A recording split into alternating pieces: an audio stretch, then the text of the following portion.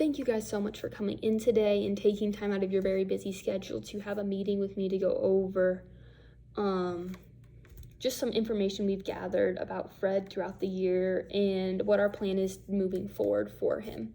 So I just want to start by saying Fred has been wonderful to work with. He is hardworking and an incredibly smart student. Throughout all of this, he's put forth his best effort and never complained, because this has been a lot of assessments for him to take. And so it's very easy for him to get discouraged, but he hasn't. He's been wonderful to work with. Fred has several strengths when it comes to reading and his ability to read. His main one being his comprehension skills. His main strength is his language comprehension. He does really well at reading or listening to a text and being able to either retell the story in his own words or answer questions based off what he has read. This is extremely important because it shows he can understand what he is reading and is able to answer questions based off of it. Now, when looking at the assessments we did, Fred has difficulties when it comes to word recognition and spelling. This means that when he sees a word, it is challenging for him to decode. Now, what decoding means is when he sees a word, it is hard for him to put the sounds to the letters he sees and then say it all together. So like an example, this would be like he sees cat on a paper, so he'd have to be able to go cat and then say it all together, cat. He struggles to do this when he sees harder words that he's not as familiar with. Now, this can make it challenging for him to be able to read a passage smoothly when he is struggling to identify the sounds in the word. Now, when it comes to encoding, which is spelling, he struggles to remember how to spell words and instead spells them phonetically. This means he spells them based off the sounds he hears. So an example of this would be like if I told him, hey Fred, can you spell the word when? He might spell it W-E-N and forget the H because you don't hear the H in the word. So basically he just spells based off whatever he hears.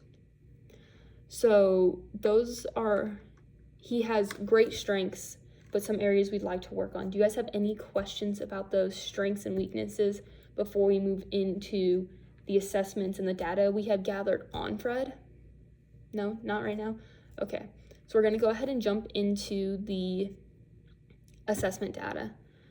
Now, based off the assessments that have been administered to him, it has been identified that Fred has a deficit when it comes to oral fluency and decoding. Based off of the ORF, which we administered with the QRI passage. So this was a passage that I had him read part of, and then I ended up taking over and read the rest of it to him because he just started to get frustrated and we didn't want to push him. So when looking at the ORF, he was able to read 35 words in 1 minute, and he missed 4 of the words.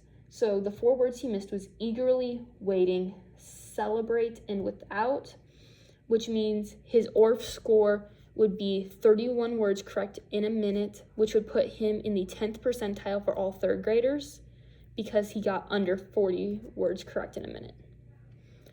So that seems a little low, but we can work on it. But also based off of this QRI passage that he read part of and I read part of it too, he was able to get 7 out of the 8 comprehension questions correct on the first try without looking back at the passage at all, which is really good. This is showing he's so close to being independent when it comes to answering questions based off of the passage, which is amazing. And he is able to retell stories really well because earlier in the year we did a picture book walk, and then he was able to provide the important parts of the book back to us verbally, and was able to basically give us all the important parts throughout and retell it in his own words as he flipped through the book. So he's able to understand what he's seeing and listening to and able to retell it in his own words, answer questions based off of that. So that's really amazing. That's showing he's understanding the information he is getting, which is a huge hurdle for some kids. So him being able to do that, that's a big chunk and half of what he needs to be able to do. Now, back to some of this data. While we administered the QRI, we also scored him on this multidimensional fluency scale, which looks at how fluent he is able to read a passage. Now, there are 4 different sections it scored him on. The first one was expression and volume. The second was phrasing. Can he read phrase by phrase and chunk it together? His smoothness, was he able to read smooth sounding with a flow, or did he have to take hesitations and stop and self-correct himself? And then the last one he was scored on was pace.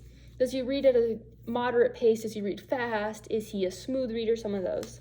So looking at this, he scored a 6 out of 16, which indicated fluency may be a concern, which we already suspected based off the QRI results. What this means is he struggles to read smoothly and with confidence. When he is reading, it tends to be monotone and choppy, with him stopping and trying to sound out words before continuing.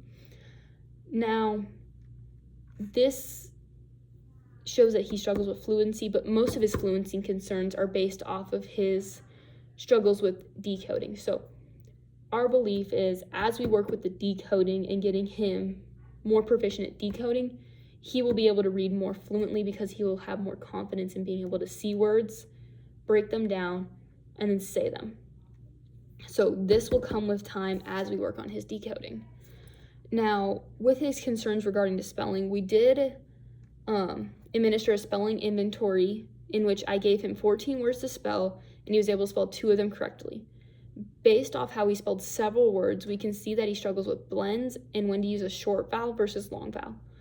Now, I know all of this data can seem overwhelming because it's a lot of numbers and facts and things that sound very complex, but us as teachers, we take all of this data that we've gathered and use it to guide our next steps and how to help Fred be as successful as possible. So basically all this data, it's just for us teachers to be able to help support Fred. It's not going to be graded. It's not going to be used as an assessment or go into the grade book or anything like that. This is all just to help us. So do you guys have any questions, comments, concerns before we move into what our plan is for Fred and how we are going to best try to help him in the next steps we're going to take? No, not yet? Okay. So now that we've gone over all of this different data, our plan and 2 main goals are going to be to help Fred with his decoding and spelling, which these 2 go hand in hand. Now to do this, we are going to focus on explicit decoding instruction. Now, to do this, we're going to mainly try to work one-on-one or in small group with Fred, and we're going to be tapping out words using letter tiles, focusing first on closed syllable words with short vowels. Once this becomes pretty easy and automatic for him, we will then move on to tapping out words with blends and long vowels. This will help to break down specific words and sounds to allow him to see the letter correspondence easier. So what this means is we're going to start out with basic words like bad, b-a-d, and say it together. And once he gets super confident with those closed syllable short vowel words, we'll move into more complex words with like vowel teams and blends. So say he saw race, it'd be r-a-s, but it's spelled r-a-c-e. So we'll work into that where he'll be able to see it and then correspond the different sounds to those letters based off of the order in which the letters have been put. So this will allow him to get better at that decoding, but it will also help with encoding. We will work on encoding practice too by having him tap out a word. Like we will tell him a word, he will tap it out, but then you will have to write it on the whiteboard. So this way we can see he's getting the sounds, but he's also able to correspond with the letters and write out the letters in the word.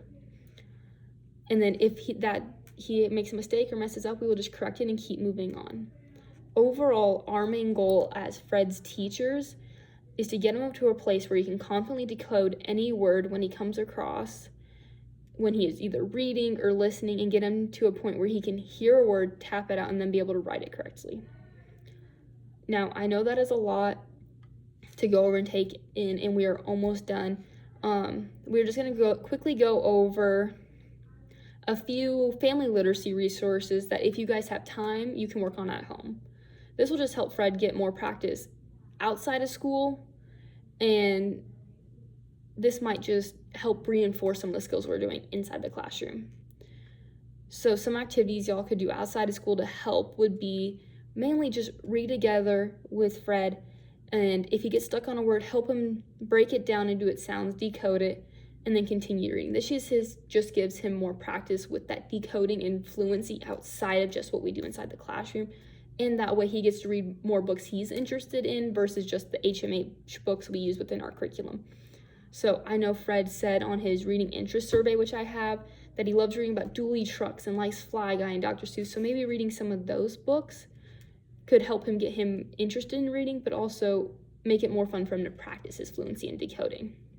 And then another thing we can do is we're going to send you guys home with some letter cards that will have single letters, vowel teams, and blends on them. These can be used to build words and work on his letter sound correspondence. To use these, you can show him the card and have him say the sound that corresponds to the card. You can also have him use the cards to build words and then sound out the word he made. And we know you guys are busy and that you guys might not be able to use all these all the time, but we just want to give you guys some resources that could help Fred build on these decoding and encoding skills we're working on in school while also being at home. And truly, Fred is an extremely hardworking kid, and as we focus on these skills, we will hopefully be able to see him make progress quickly. And if you guys have any questions over what we went over today, feel free to reach out to me. You guys can email me, call me, any of those things. And thank you guys so much for your time.